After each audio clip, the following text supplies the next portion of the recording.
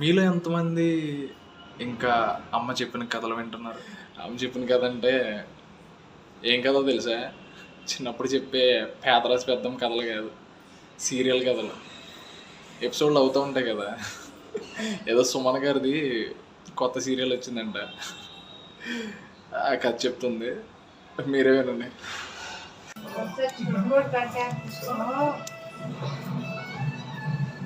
బామ్మది చచ్చిపోతాం పిల్ల వేసాడు ఆడేసి ఏదో పైన పెట్టేసింది.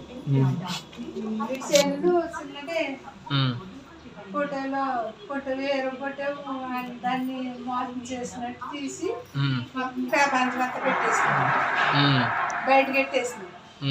పెట్టేది చూసి